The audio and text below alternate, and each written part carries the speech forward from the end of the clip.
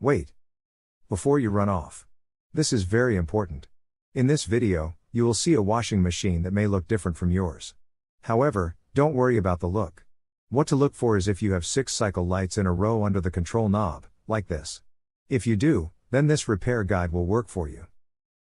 My name's George and I have repaired over 10,000 washing machines, dryers, and stoves and have 10+ years experience running an appliance repair business. The tips, tricks and insights I'm about to share with you, you won't find anywhere else on the internet. In this video we will be discussing the most sold top-load washer in the world, which is sold at Lowe's, Home Depot and other local stores. Let's get straight into it. Make sure to hit the like and subscribe button. Vertical modular washers, VMWs, are the cheapest and most sold washers worldwide. They are manufactured by Whirlpool and packaged with different brand names such as Maytag, Repairman, Kenmore, Amana, Crosley and many more. VMWs have a secret diagnostic mode that can tell you what's wrong with them. This diagnostic mode makes anyone and everyone an instant washer repair pro. I will show you exactly what to do to get the washer to diagnose itself and tell you the issue. VMWs come in all different shapes, sizes, and brands. They have a life expectancy of 3 to 5 years. All new appliances are only lasting 3 to 5 years. VMWs are the new washing machine prototype. The old-style washer can no longer be bought new. You will find tons of these machines without agitators. They are fading out the agitator, which is the device in the middle that washes the clothes, because it takes up too much room. VMWs are considered disposable, and most repair companies will not work on them. However, they will still charge a service fee. The main parts of a VMW are the lid lock, water pump, suspension rods, shift actuator, and control board. 99% of repairs done on VMWs are on these 5 parts. Here are some of the main problems and related parts with VMWs. Won't drain, water pump, won't turn on, control board. No spin, shift actuator, won't open, lid lock, banging or shaking, suspension rods. In my expert opinion, VMWs are pieces of junk. Most have no agitator, are poorly made, and have an annoying lid lock. Their life expectancy has gone down to 3 to 5 years from 30 to 40 years. While their price continues to go up. If you are considering buying a new washer, I would advise you to purchase the vertical modular washer and the 5-year warranty add-on. I guarantee you will wish you did if you don't. There are many other washing machines on the market, but they are a waste of money. They don't last any longer than the VMWs, and cost more because of the functions it comes with, not because it's a tougher, longer-lasting appliance. I hope this information has helped you in the right direction. Make sure to hit the like and subscribe button.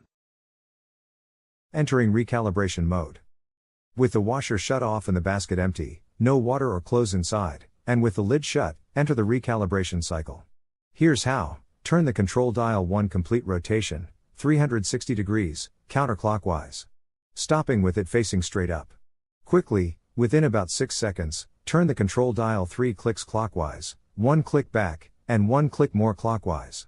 All the green status lights blink when you successfully activate the diagnostic mode. If the status lights don't blink, try again, this time turning the knob faster or slower.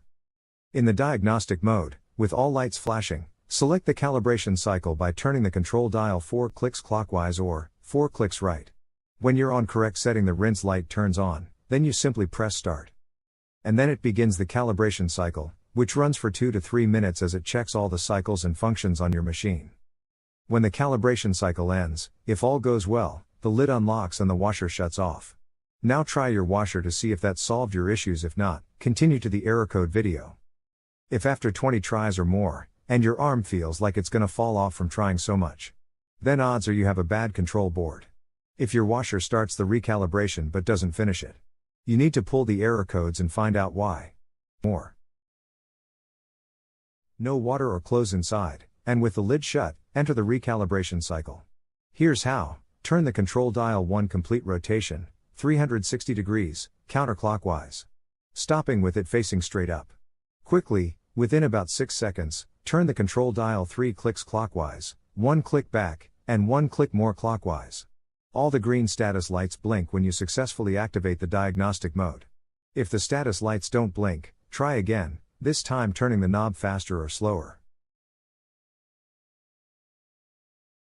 Now, we need to retrieve the codes. Follow these steps to display the error code lights. Step 2, turn the control dial 1 click clockwise, then press the start button. Now you are reading the error codes. From here turn the control dial 1 click clockwise to display the first saved error code. Just the sensing light flashes if no error code was recorded. If this is happening to you but there is still an issue, then you will need to watch our other video. The control displays up to 4 error codes. Step 3, read the error codes. Error codes for the BMW washers have 2 parts. The first is the letter F, followed by a number, and the second is the letter E, followed by a number as well. Which lights are illuminated indicate the numbers. The sensing light on indicates the letter F. The sensing light off indicates E. The wash light equals 8. Rinse equals 4. Spin equals 2. And cycle complete 1. For example, for error code F5E3, when the sensing light is on, the rinse and the cycle complete lights are on. Adding all 3 together equals 5. This means the first part of the code is F5. Then, on the other flash of lights, the sensing light is off, but the spin and the cycle complete lights are on.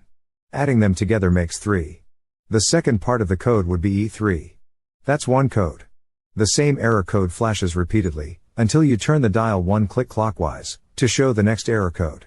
Turn the dial again and see if you have any other codes. If there is no more codes, then you're done. To exit diagnostic mode, turn the washer off.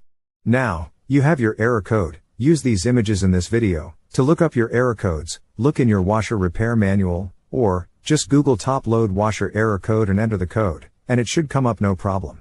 Now you know the problem and what's causing your washer to not work. Now it's time to find the parts needed fast and cheap. Watch our next video for the quick tutorial on how to do this.